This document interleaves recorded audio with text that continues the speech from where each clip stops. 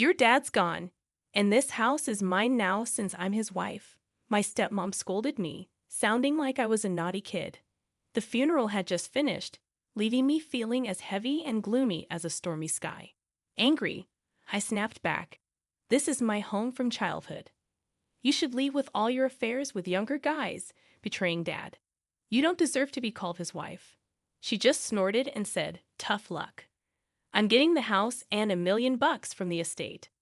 I'll give you a measly $50. I couldn't help but laugh, which annoyed her. When I showed her a document, her face turned pale. Can you read this? I asked. She went white, stuttering, no, it can't be true, right? I'm Kelly, a 29-year-old homemaker who also works part-time. My dad was a lawyer, pretty well known in his field. He started his own firm and put in long hours with a few colleagues. My mom passed away when I was young, so I don't remember much about her. Dad was always busy with work, so I was mostly raised by my grandmother. But I never felt lacking because of it. Grandma was always kind, and I had plenty of other supportive relationships. I sailed through high school without much trouble. But when I started university, things changed. A new woman entered our family, disrupting the dynamic. It had always been just Dad and me. This lady will be your mother from today. Try to get along, Dad suddenly announced. She was decked out in designer clothes from head to toe. Nice to meet you, Kelly. You can call me Mom, and we can go shopping together, she said brightly. She seemed like someone I could be friends with. But living with her as a mother was a different story. Our personalities clashed, and it was clear we weren't going to get along. I'm more of a homebody, enjoying my days off with a coffee and relaxation indoors. My stepmother, on the other hand, was always out and about, shopping or going to parties. We didn't exactly clash, but we tended to keep our distance from each other. The real trouble began after I graduated from university and got a job as an office worker. My workplace was a 20-minute train ride from home, so I decided to stick around at my parents' house for a while. My relationship with my stepmom stayed peaceful, so I saw no urgent reason to move out. About 6 months into my job, I found myself at a social gathering with my coworkers. I'm not big on drinking, but I couldn't skip out on this party since almost everyone from work was going. On the way home, walking through a busy street with a few colleagues heading the same way, I spotted someone familiar from behind. It was my stepmother. Wondering what she was doing there, I glanced next to her and saw a young man I didn't recognize walking beside her. If they were just walking together, I might have thought they were friends despite the age gap. I was taken aback when I saw my stepmother walking arm in arm with a young man. The intimate vibe between them made me catch my breath. A colleague noticed my reaction and asked what was wrong, but I just laughed it off, unable to confide in someone I barely knew about the possibility of my stepmother cheating. I quickly made an excuse to leave and followed them, easily blending into the busy downtown crowd. As they walked, my stepmother and the young man seemed comfortable with each other, chatting closely like a couple. After about 3 minutes, they glanced around cautiously before entering a building. It turned out to be a lodging facility, and the shock of the discovery made me feel sick. I left the area, feeling betrayed and angry. The next morning, when my stepmother returned home, slightly drunk from a night out, I confronted her. She sarcastically asked what was wrong, noting that I usually avoided her. I didn't hold back, telling her I saw her with the young man entering a hotel. Caught off guard, she tried to dismiss it, suggesting it might have been someone who looked like her. She challenged me to provide proof, putting me in a difficult spot because I had none. Despite knowing what I saw, I couldn't confront her without evidence. Even though I saw the truth with my own eyes, she easily brushed it off. You're too naive, Kelly. Maybe it's because you come from a good family, she taunted. She accused me of wanting to kick her out of the house, but defiantly claimed she wouldn't leave until I could prove it. Frustrated by her dismissive attitude, I was determined to expose her infidelity. I scraped together all the money I could and hired a private investigator. After a week of investigation, the shocking truth came out. She was cheating with 3 different young men simultaneously. Armed with this evidence, I went to my father, who had always been distant due to his busy schedule. But he brushed me off, barely acknowledging my presence as he buried himself in his work. He even interrupted me when his phone rang, showing little concern for my troubles. It was a painful reminder of his neglect throughout my life. Feeling disillusioned and unsupported, I decided to leave, distancing myself from my father and stepmother. Living on my own for the first time was tough, but it was a relief to escape the indifference of my father and the recklessness of my stepmother. It was a chaotic transition, but ultimately, life felt more comfortable without them. Years later, I found love with a senior colleague at work, and we eventually got married. We decided against a wedding ceremony to avoid facing my father and stepmother, whose presence I couldn't bear.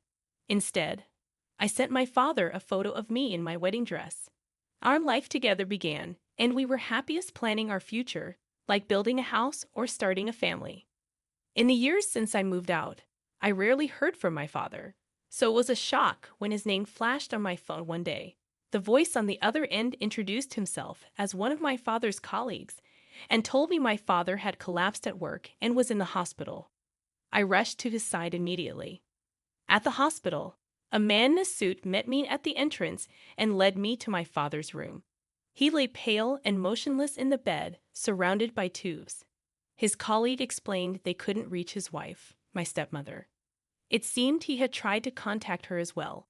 Despite multiple attempts, my father's colleague couldn't reach my stepmother. Feeling hesitant to trouble him further, I reluctantly decided to call her myself. However, she didn't answer my calls initially. After about 30 minutes, she finally called back, sounding annoyed at the inconvenience. I informed her about my father's situation and asked when she could come to the hospital. With a groan, she dismissed the urgency and cheerfully stated that she was too busy to come, leaving everything to me. Before I could respond, she hung up abruptly. I tried calling her back immediately, but her phone was off. It seemed she had deliberately switched it off. I had hoped that even though my stepmother had shown her indifference before, she would still come to the hospital when my father collapsed. However, she proved me wrong. She not only failed to visit, but also didn't bother to show any concern for him during his time in the hospital. I took on the responsibility of managing his hospital admissions, daily care, and paperwork, using up my paid leave in the process. Despite our estrangement over the years, I couldn't shake off the worry for my father. I visited him daily, hoping for his recovery, but unfortunately, he never woke up. His passing left me overwhelmed with tasks. I had to handle legal matters, arrange the funeral, and notify acquaintances from his law firm. Although his colleagues were helpful in reaching out to relevant parties, my stepmother remained absent until the day of the funeral. Seeing her shed tears at my father's coffin, after showing no support during his illness, angered me. It felt like the mockery of his memory. In a moment of intense emotion, I couldn't contain myself. I grabbed her arm and pulled her outside, expressing my frustration and anger. I told her to never show her face to me again, fed up with her insincerity and hypocrisy. My stepmother's abrupt halt to her tears was jarring. With a snide remark about my supposed acting, she made her exit, leaving behind a lingering threat. 2 weeks later, after the funeral and the settling of affairs, I returned to my childhood home for the first time in years. My purpose was clear: to begin sorting through my father's belongings in earnest. While I had previously relocated documents pertaining to his work, personal items like clothes and books remained untouched. I didn't expect my stepmother to take an interest in them, so the task fell to me. About an hour into my organizing efforts, my stepmother returned home, bursting into the living room with an air of authority. Her accusatory tone, as if scolding a misbehaving child, didn't sit well with me. I stood my ground, ready to assert myself. As I sorted through my father's things, my stepmother interrupted, claiming ownership of the house and the $1 million inheritance. She offered me a measly $50, which I found absurd and couldn't help but laugh. This seemed to irritate her, and she insisted that she, as my father's wife, had the right to everything. But I challenged her, pointing out that she was only a common law wife and not a legal hair. She froze, realizing her mistake, and tried to argue her case, but I stood my ground. I suggested that she was sloppy in hiding her affairs and avoiding official marriage documents. I refused to let her kick me out, unleashing years of frustration. She tried to argue back, mentioning a will or life insurance policy, but I knew her claims wouldn't hold up. It turned out that my stepmother's claims were baseless. There was no will, and I was the beneficiary of the life insurance policy. Additionally, proving her status as a common law wife would be challenging, especially given her affairs. Despite not being well versed in survivor pensions, it seemed enough to intimidate her. As her hopes crumbled, my stepmother's demeanor grew more serious. With a final ultimatum, I demanded she leave or face police intervention. Frustrated, she hastily packed her belongings and left. Later, I heard rumors about her struggles. Dependent on my father's income, she hadn't worked in years and struggled to find stable employment. Reduced to odd jobs, she now lived day to day. Despite her struggles, my stepmother's selfish nature persisted. She attempted to seek support from old acquaintances, but none were willing to accommodate her. Desperate and lacking funds, she resorted to a shocking move, approaching my husband, claiming her superiority in looks and appeal over me. It was a transparent attempt to stir up trouble, but my husband firmly rejected her advances. Frustrated by her failed attempts to disrupt my family, my stepmother's actions only evoked pity.